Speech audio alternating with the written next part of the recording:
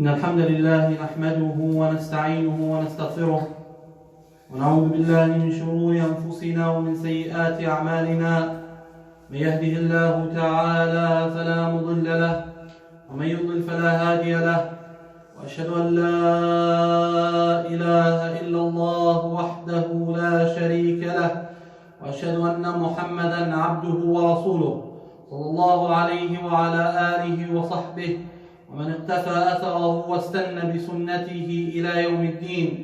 أما بعد، يا أيها الناس اتقوا ربكم الذي خلقكم من نفس واحدة وخلق منها زوجها وبث منهما رجالا كثيرا ونساء، واتقوا الله الذي تساءلون به والأرحام إن الله كان عليكم رقيبا.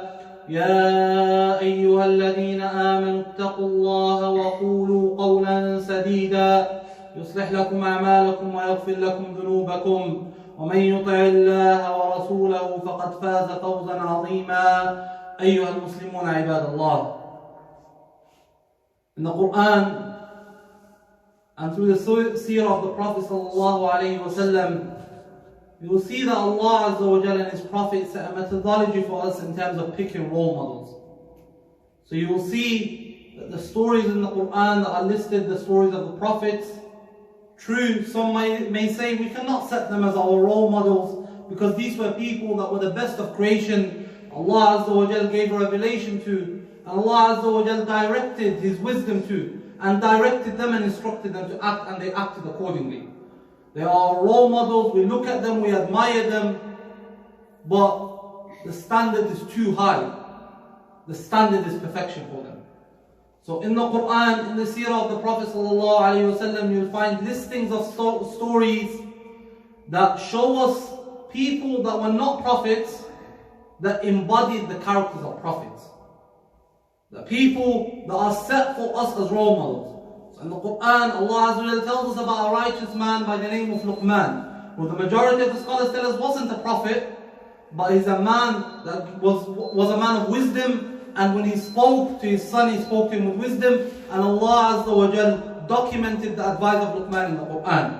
In the seerah of the Prophet ﷺ, in his hadith, he tells us about a man from Bani Israel, or three people from Bani Israel that were walking. As rain fell, then they came into a cave, and a stone blocked the cave, or a rock blocked the cave, and they made dua to Allah Azza wa Jalla. It tells us about a man from Bani Israel known as Jurayj, a righteous man, a pious man that was worshipping Allah Azza wa Jalla, and so on and so forth. And the stories are many in the Quran and the seerah of the Prophet, or the Sunnah and Hadith of the Prophet. Ibn Abbas radiallahu anhu, the cousin of the Prophet, he tells us, he said that if you want to seek a role model, look at those that have passed away. Because now that someone's passed away, you do not fear fitna for them. You do not fear that they go away and they stray away. Someone that is alive, you may think that Allah Azza wa Jalla could change their affairs before they pass away. And you see it sometimes, someone that you would look up to, as time would go by, they will fall off, they will commit, and they'll start saying madness and foolishness. However, those that have passed away, those that are safe and passed away firm on the religion, those are the people that you seek and you look up to as role models. And from these role models, no doubt the best of the Sahaba after the Prophets of Allah Azza wa Jalla. And from the Sahaba is a man by the name of Abdullah ibn Uthman ibn Amir. This man is the greatest of the Sahaba. Many of us would know him as his given name Abu BAKR AL SIDDIQ. But As-Siddiq was a title that was later given to him in the later parts of his life. And Abu Bakr wasn't his name. Abdullah was his name. Abu Bakr was his kunya, or the Arabs would refer to someone using their kunya, either their father's name or their son's name, to refer to them. His name, Abdullah ibn Amir, or Abdullah ibn Uthman ibn Amir, a young man that was born 2 years after the Prophet ﷺ, was the first man to accept Islam. He was a companion of the Prophet ﷺ and knew him before the Bi'tah, before the Prophet became a messenger. And he was someone that as soon as the Prophet ﷺ called people to Islam, he accepted. Not only did he accept, he sacrificed and he gave everything that he had. Time, effort, money, his children to this religion. This man, even as he was growing up as a young boy, as a young child, his father took him to the idols to worship them. He said to him, these are your lords, ask them for help, seek from them. So he stood there and he asked, and the idol didn't respond. So he picked up a stone and he threw it at some of the smaller idols, and they started falling apart. And the Arabs used to surround the Kaaba with over 300 idols. So as he was throwing them away, these idols were falling down, the smaller idols were falling down, and he was only throwing stones at them. So he said to my father, they can't help themselves. How am I going to ask for help? They can't pick themselves up. How am I going to ask them to pick me up when I'm in need? They can't assist themselves. And he refused to worship. Him, amongst other people of Quraysh, or select people from Quraysh, even though drinking was a custom and it was part of the Arabs, they refused to drink. And he didn't want to drink and he didn't want any part of it. And he grew up and he practiced his life to a set of principles that matched and married well with the principles of the Prophet ﷺ. Before Islam, he was one of the most knowledgeable people with the lineage of the Arabs. He would know and he would report where the generations of the Arabs come from, or where the different families and trees would come from. And he was also someone that was trustworthy, that the Arabs used to bring their money and keep it for Abu Bakr as Siddiq. A similar thing that the Prophet ﷺ had. So no doubt, he was his companion and his most beloved and trusted person and Sahabi to the Prophet ﷺ. He accepted Islam, and Ammar ibn Yasir radiallahu anhu reports, he said, I remember when he was only 5 people, or two ladies and 1 man. So 5 children or 5 slave boys and girls, as the Arabs had them, mawali, 2 women and 1 man, a Muslim. And that 1 man was Abu Bakr as-Siddiq radiallahu anhu. As a matter of fact, after he accepted Islam, he went out straight away and gave da'wah. From the 10 promised Jannah, 6 accepted Islam through Abu Bakr as-Siddiq radiallahu anhu. When Islam was a matter that was being kept private in Mecca, they used to pick on the Prophet sallallahu alaihi wasallam. Whenever they would see him, they would try to insult him, they would try to throw stuff at him.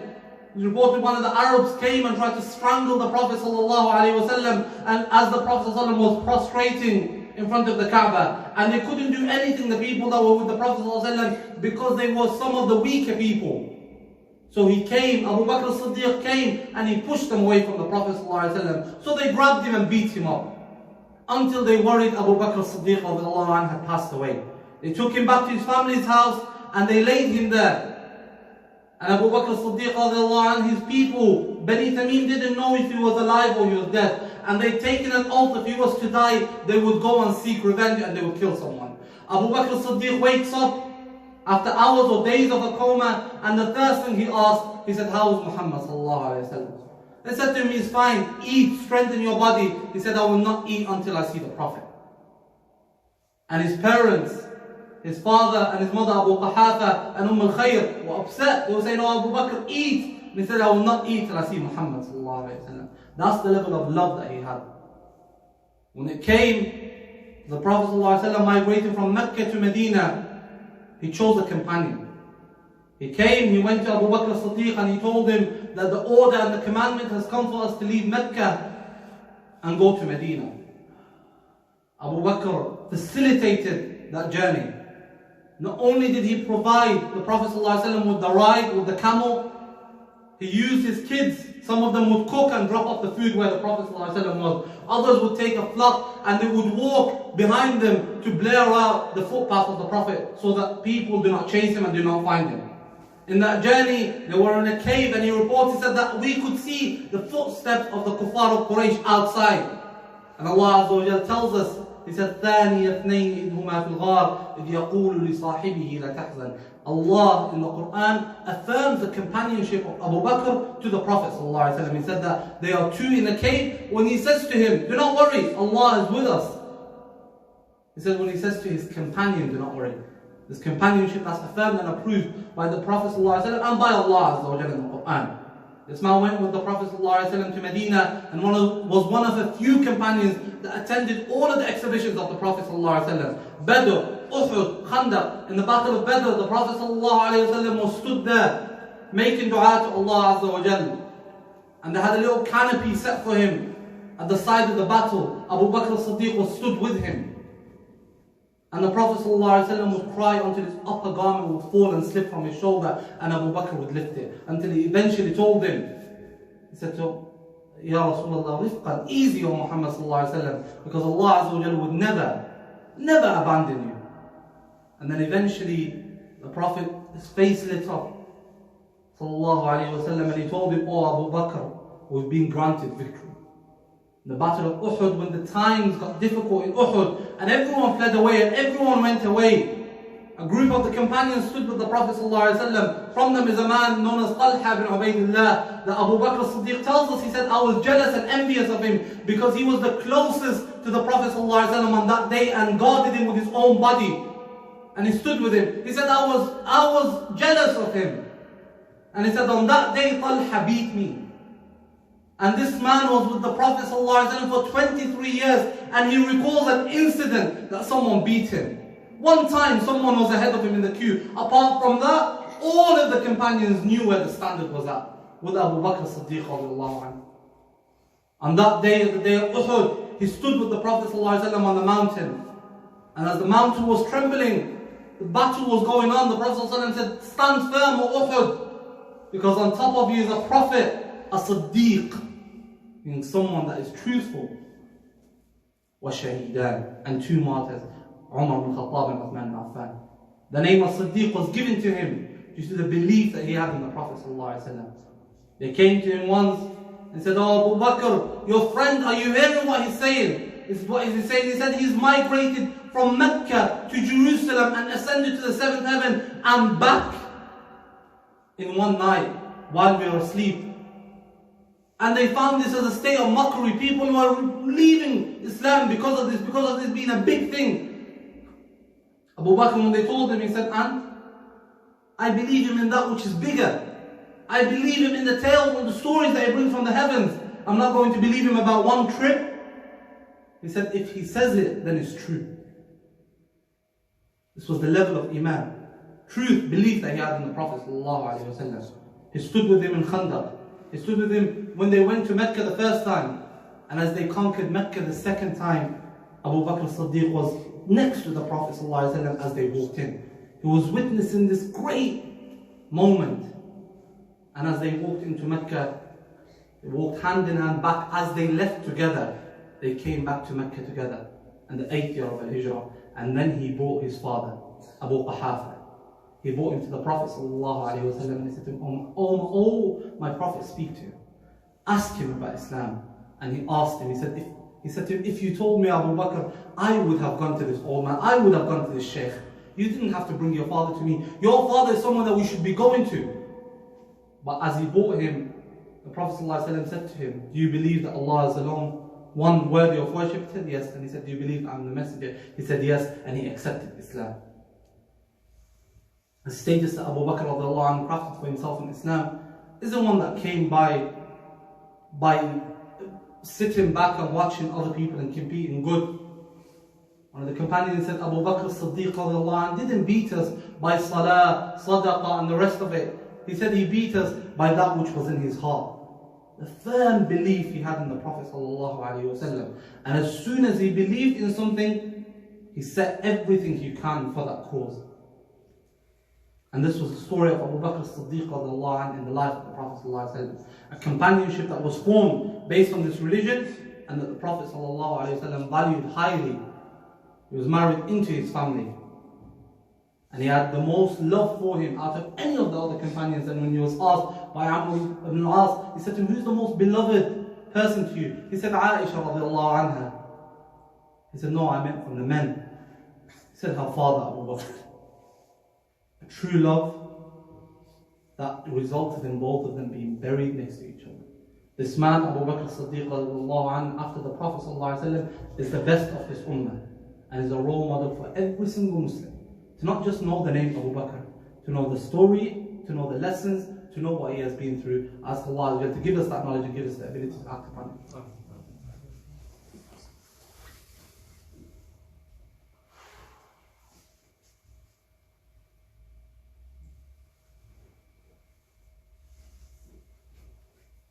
الحمد لله على إحسانه وشكره على توفيقه وامتنانه وأشهد أن لا إله إلا الله وحده لا شريك له تعظيما لشأنه وأشهد أن محمدا عبده ورسوله صلى الله عليه وعلى آله وصحبه أما بعد. Al-Imam al-Bukhari in his book Sahih al-Bukhari brings a chapter number 62. He brings a chapter of the fadl, the favor and the virtue of the companions. He opens that chapter with the virtue of Abu Bakr as-Siddiq radiallahu anhu, and he lists 12 or 13 hadith about the different moments that the Prophet ﷺ lived with Abu Bakr and what the response of Abu Bakr as-Siddiq was. But from the favors that the Prophet ﷺ gave to Abu Bakr is that he told people, and he said to him, مَا لِأَحَدٍ عِنْدَنَا يَدْ إِلَّا وَقَدْ كَافَيْنَاهُ, that there isn't anyone that owes us anything. No one owed the Prophet ﷺ something except they had been paid back. Everyone, either was it money that they supported the Prophet ﷺ with, time, effort, whatever it is, the Prophet ﷺ had to repay them back in full. He said, إِلَّا Abu Bakr, مَا خَلَى Abu Bakr, except Abu Bakr. He said, فَإِنَّ لَهُ عِنْدَنَا يَدًا يُكَافِئُهُ اللَّهُ بِهَا يَوْمَ الْقِيَامَةِ. He owes us, or we owe him. We have a debt to Abu Bakr. And he said that Allah Azza wa Jalla is going to pay him accordingly on the Day of Judgment. This man Abu Bakr as-Siddiq radiallahu anhu, there's a story, incident that we all know, and he had a close companionship and rivalry with Umar ibn Khattab radiallahu anhu. Somewhere in the Battle of Tabuk, the last battle that the Prophet ﷺ went to, and it was known as Jaysh al-Usra, the army of difficulty. Umar ibn Khattab said that it happened to be a time where I had money. So he said, today I beat Abu Bakr. So he said, I bought half of my wealth and gave it. He said, and then I sat and waited for Abu Bakr. And he said, then Abu Bakr, and the Prophet ﷺ asked him, he said to him, oh Umar, what have you left for your family? He said, I've left for them exactly what I bought. So half of it is here, half of it is with my family. And then he said, Abu Bakr as-Siddiq came after. And he's carrying his wealth, his possessions. And the Prophet ﷺ told him, what have you left? He said, I've left for them nothing except Allah and His Messenger. He'd bought all of his wealth and given it to Allah. This man that was someone that came from money and had money. But there were times and stories from him in Medina where he would go hungry and walk the streets of Medina, and he would find the Prophet ﷺ and Umar ibn Khattab both hungry walking the streets of Medina. He said, the Prophet ﷺ said about him, he said, إِنَّ أَمَنَّ النَّاسِ عَلَيَّ فِي صُحْبَتِهِ وَمَالِهِ Abu Bakr. He said that the best person, the most I have lent on in terms of money and companionship, Abu Bakr. And he said, if I was to take a companion, it would be Abu Bakr. وَلَكِنْ أُخُوَّةَ الْإِسْلَامِ وَمَوَدَّتُهُ. But he's my brother in Islam, and I have that love for him through Islam. The Prophet ﷺ said, إِنَّ اللَّهَ بَعَثَنِي إِلَيْكُمْ فَقُلْتُمْ كَذَبْتَ. Allah Azza wa Jalla sent me to you, and you all said, you've lied. It's a lie. They've called him a liar, a soothsayer, and the rest of it. He said, وَقَالَ أَبُو بَكْرٍ صَدَقْ وَوَاسَانِي بِنَفْسِهِ وَمَالِهِ. And Abu Bakr as-Siddiq radiallahu anhu, he said that he's truthful. And he supported me with himself and with his wealth. This was the status of Abu Bakr as-Siddiq radiallahu anhu. A woman came to the Prophet ﷺ and asked him about something. And he gave it to her, and she said, she said, I am going to come back. He said, come back and find me. She said, if I don't find you, then he said, go to Abu Bakr as-Siddiq radiallahu anhu. When he came to the last few days of the death of the Prophet ﷺ, or before his death, he told the people to close all of the doors that opened up on the Masjid Nabawi. And the people back in Medina, what they used to have is two doors. One would open into the Masjid, and one would open into the street. So they had that direct access to the Masjid. And the Prophet ﷺ told them, he said, close all of the doors except the door of Abu Bakr. And that door was the only door left open. Himself, Abu Bakr as-Siddiq, as the Prophet ﷺ was passing away, he told him to lead the prayers. And Aisha radiallahu anha told him, he has a softness in his heart. He cries a lot when he hears the words of Allah Azza wa Jalla, because they fall into effect with him. But when the Prophet ﷺ's death came, that soft heart was the most content with the fact that the Prophet ﷺ passed away. He heard in one of the last sermons that the Prophet ﷺ delivered, he heard him say that Allah Azza wa Jalla has given one of his servants a choice. فَاخْتَارَ مَا عِنْدَ اللَّهِ. He chose that which was with Allah Azza wa Jalla. Abu Bakr as-Siddiq started to weep, and people didn't understand. All the Prophet ﷺ said was one of the servants was given a choice by Allah, and he chose that which Allah Azza wa Jalla had for him. But Abu Bakr as-Siddiq understood that that servant was the Prophet ﷺ, and that the choice was returning to Allah Azza wa Jal or remaining. And we mentioned that all of the Prophets have had this choice. And the Prophet ﷺ chose to return to his Lord. And as the final moments or the final days of the Prophet ﷺ, and he was sick for 5 or 6 days, alayhi salatu wasalam, before he passed away, Abu Bakr as-Siddiq was leading the prayers, and it's reported that he didn't leave the Masjid of the Prophet ﷺ. He stayed there, next to the house of the Prophet ﷺ. And he would go and frequent him, and he would visit him every day at every given moment. He would be there at any call that the Prophet ﷺ needed. And then, on the Monday, the 12th of Rabi' al-Awwal, the Prophet ﷺ began to feel a bit better. And he even came out to the people at Salat al-Fajr. And Abu Bakr and the rest of the companions Ridwanullahi alayhim had felt that this is the Prophet ﷺ overcoming his illness. So he, Abu Bakr as-Siddiq, went home to shower, to do whatever he needed to do and take care of some of his affairs. And as he was there, he had heard that the Prophet ﷺ passed away. He came back to the Masjid, he came back to the house of Allah Azza wa Jal, and no companion loved the Prophet ﷺ more than Abu Bakr. He came back to the Masjid and he found Umar ibn Khattab telling the people that the Prophet ﷺ didn't pass away. He's gone to his Lord like Musa went to his Lord for 40 days and he will return. And as Abu Bakr walked in, he remembered the words of Allah Azza wa Jal, وَمَا مُحَمَّدٌ إِلَّا رَسُولٌ قَدْ خَلَتْ مِنْ قَبْلِهِ الرُّسُلُ. Muhammad sallallahu alayhi wa sallam was nothing but a messenger. The messengers and prophets came before him. أَفَإِن مَّاتَ أَوْ قُتِلَ انقَلَبْتُمْ عَلَىٰ أَعْقَابِكُمْ. That if he was to die, if he was to pass away, if he was to be killed, you would turn head over heels, you would leave your religion. And that's what happened to many of the tribes of the Arabs. But Allah Azza wa Jal had saved this religion and appointed after the Prophet ﷺ a Khalifa, a successor, known as Abu Bakr as-Siddiq radiallahu anhu. And if Allah Azza wa Jal gives us the ability, we will go through next week his days as a Khalifa and more of his virtue, inshallah. I ask Allah Azza wa Jal to allow us to emulate some of the character of Abu Bakr as-Siddiq into our lives, to allow us to learn from some of his lessons and apply some of them into our livelihood, and allow us to meet him and the Prophet ﷺ in the highest ranks of Jannah. هذا والله أعلى وأعلم ونسبة العلم إليه أسلم. أيها المسلمون إن الله أمركم بأمر بدأ فيه بنفسه وثنى بملائكته وثلث بكم أيها المسلمون فقال إن الله وملائكته يصلون على النبي يا أيها الذين آمنوا صلوا عليه وسلموا تسليما. اللهم صل وسلم وبارك على خير خلق محمد وعلى آله وصحبه أجمعين. ربنا آتنا في الدنيا حسنة وفي الآخرة حسنة وقنا عذاب النار وأقم الصلاة.